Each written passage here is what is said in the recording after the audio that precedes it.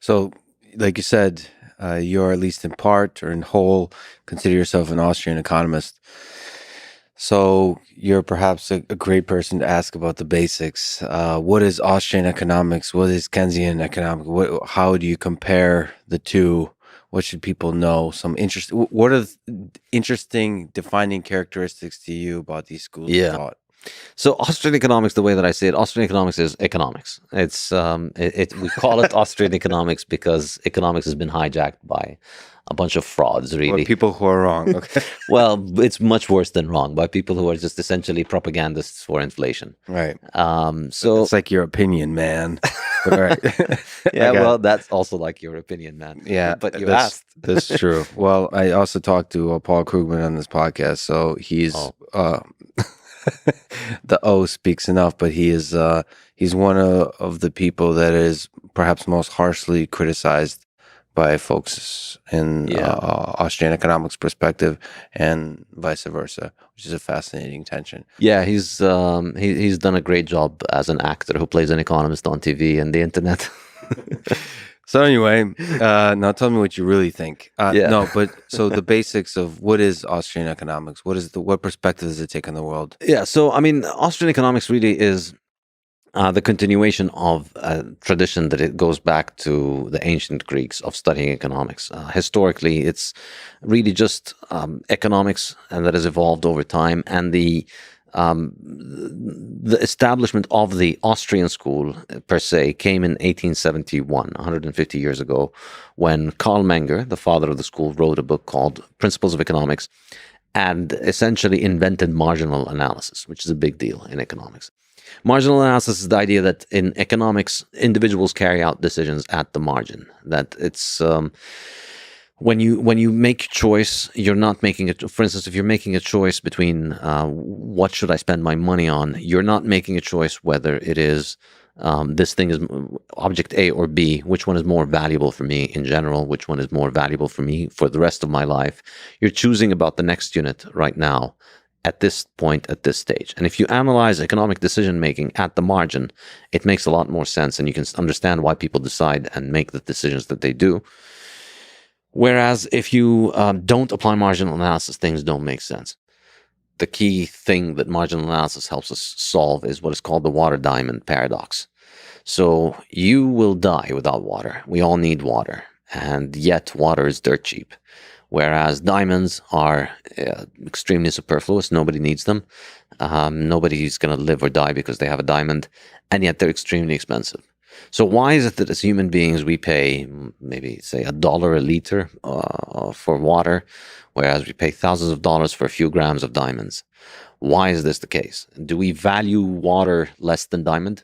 And the answer is no. But at the margin, where we are right now, you live in a place where water is very abundant, because cities are only built in places where water is abundant.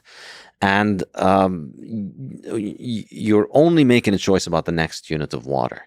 And so water is extremely abundant, and you're choosing about whether to spend the next unit of money on water.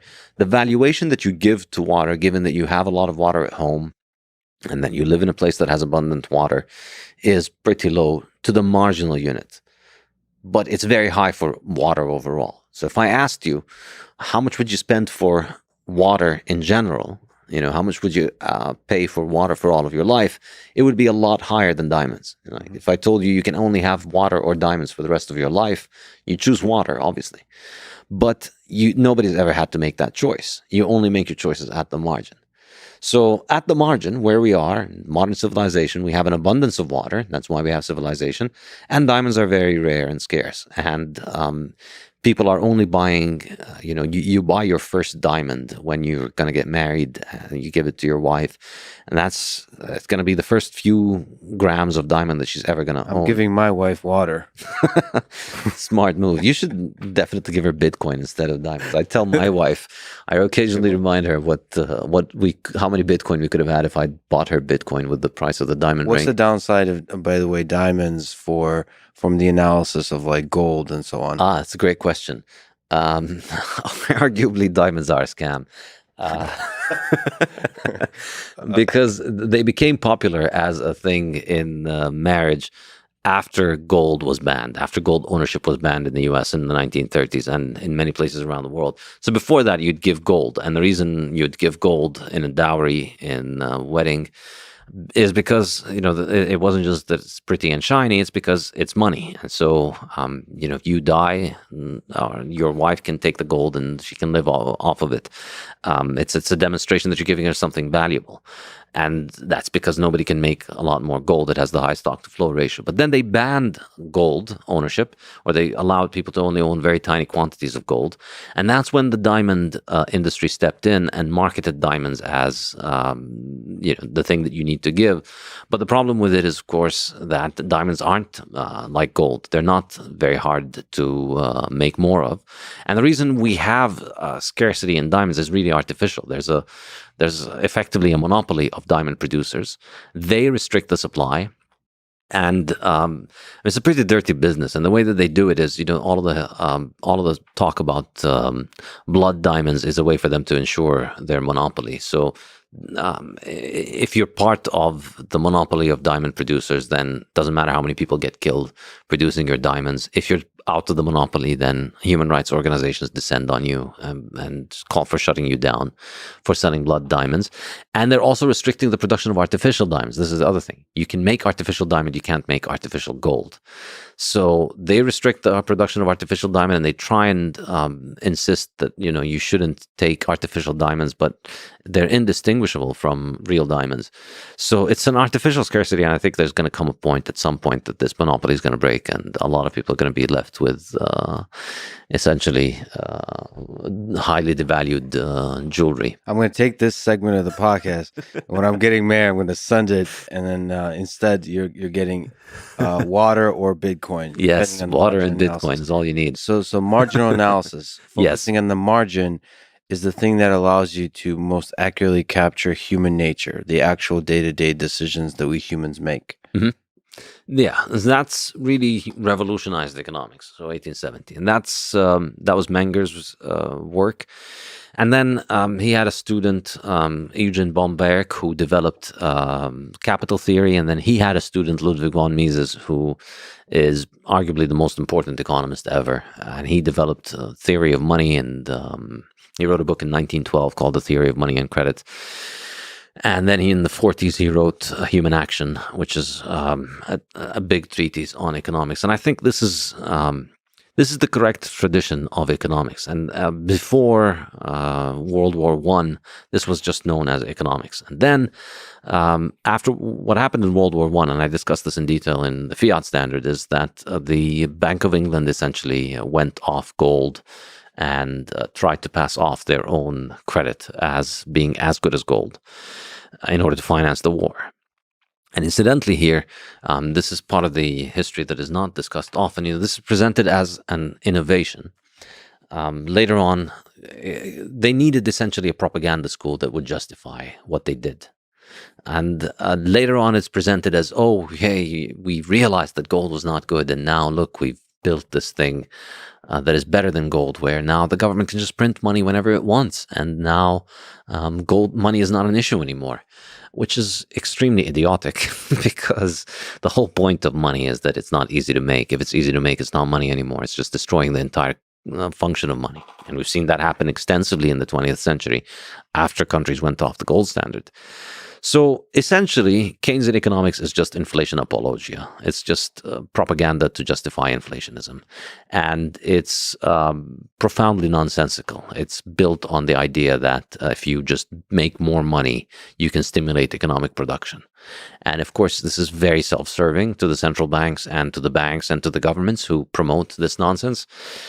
And this is also very pervasive. If you've had the misfortune of studying at a university over the last century, you were taught Keynesian garbage economics. You were taught that if there's a problem in the economy, the way to fix it is that the government prints money, the government lowers the interest rate, and then that leads to more economic production, which is completely nonsensical. So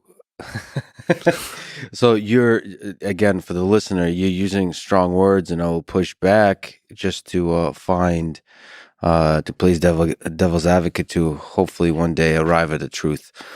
So just because it's in the interest of the central banks and the government. The interests and the models of Keynesian economics and the government are aligned doesn't mean they're wrong. So let's give them a chance. Mm-hmm. So the conventional wisdom, perhaps economics wisdom, is that inflation is good in moderation, as it encourages spending, but too much is bad because it completely devalues, destroys people's savings. So a little bit of inflation is good to stimulate spending. And I mean, I suppose this is one of the things that's supported by Keynesian economics. Why this is that basically wrong? the whole point of Keynesian economics, is to try and find an endless array of explanations to explain why inflation is a good thing. Well, it could the chicken and the egg. So that's the cynical take. Yeah. This is a propaganda machine to sell the government's narrative. The less cynical take is there's a bunch of economists who figured out this thing, and it happens to be good for banks and governments. And just because it's good for them doesn't mean... And it justifies the existence of government. And your basic, I don't think it's your basic assumption, but a foundational principle of your thought is that a lot of government is not a good thing. Your first gut instinct, government bad. Mm-hmm. Like I mentioned, I live next door to Michael Malice, who probably beats you on the intensity and how quickly he says government bad. So but there's a potential argument for government good. Some government is good. Maybe a lot of government is good. Maybe we need a lot of centralized management for resource allocation and so on, because we humans specialize. We're too busy and so on. So there's an argument for that. That exists. You probably disagree with any possible argument in that side. But anyway, so why is that idea of Keynesian economics wrong? I'm going to focus for this on the money idea, the idea that a little bit of inflation is good. The idea here, I mean, the criticism is that without inflation, people wouldn't spend, and then the economy would come to a grinding halt. Yes. And that's nonsensical, because people spend not because they want to keep this magical monster called the economy going. People spend because they need to consume, because, that's how we live. That's how we survive. You need to eat, you need shelter, you need clothes to keep you warm. And as technology advances, the capabilities of the things that we can do with our time increases, and so we want to buy more things. So people buy things because people want to consume. There's a limitless desire to consume. That there's no there's no shortage of reasons for people to consume, whether it's food or Ferraris or private jets. People just always want to buy more. Can I interrupt just really quick? What about the fear about the uncertainty of the future, where they might want to buy things, but they're really afraid because it seems like there's a lot, like a pandemic going on or whatever it is. Yeah, that's good.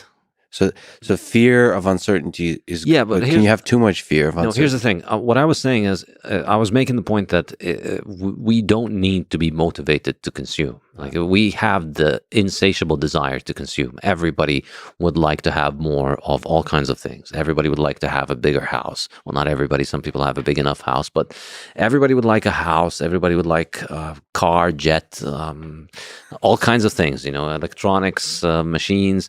So we don't need a desire to consume. But of course, the limit on how much we consume is opportunity cost. Why don't you buy a Ferrari? Well, because that's really expensive, and it would mean that, well, maybe you do have a Ferrari, but I mean, most people don't buy a Ferrari because it's too expensive. They can't afford it. They'd have to work too hard to get it. And if they do get it, it might mean that, they can't afford their house anymore. So we have to economize. That's a good thing. And we have to also think of the future. And so humans consume, that we don't need more motivation to consume. We have to deal with the economic reality of the things that limit us from consuming more. So what Keynesians present is that when there is a problem in the economy, like there was after World War I, the problem is always a result caused by the inflation. And what the Keynesian hucksters do is that they look at the inflation, at the consequences of inflation, and blame it on people not spending enough. When people are doing the rational thing, the money is So there was inflation, it caused an unsustainable boom, it caused a recession, and now a lot of people lost their jobs and they don't have enough money to go out and spend frivolously, so they save for the future. The future is uncertain. That's a good thing. That's how you fix things. You begin the recovery by, you lost some wealth, so you spend less. Like if your business goes bust, if you lose your job, it's natural and smart that you stop spending money on the frivolous things that you used to spend, and you save it for the future. You invest in something else, you get a new job, and then once you've recovered, you start spending more. This is very sane and very good, and it's the way to recovery. But essentially, the Keynesians have used this as a justification for more inflation, because inflation is an addiction. Once the government gets down the path of spending money to solve its problems, then every problem looks like it can be solved by more inflation. And so this is where Keynesian economics comes in. And of course, the Keynesian economics is based on the work of Keynes, which came in the 1930s. And this is the key point. It's portrayed in the textbook as if it's just this scientific breakthrough that, somebody in the 1930s, this genius came about and realized that, we don't actually need gold. We don't need hard money. We can actually just print all the money. And in reality, of course, it was just the very thin, flimsy, idiotic justification for what governments were already doing for 20 years. They'd already gone off the gold standard. And they'd gone through 20 years in which they were lying to their population, telling their population we're still on a gold standard, but, there are problems caused by various random things. But don't worry, we're going to be going back on the gold standard. 20 years later, after they went off the gold standard, they come up with this justification for why, actually, the gold standard was bad. And this is the really pernicious thing about it, is the problems that were caused by us going off the gold standard were caused by the gold standard, and we're going to fix them by going off the gold standard even more. Just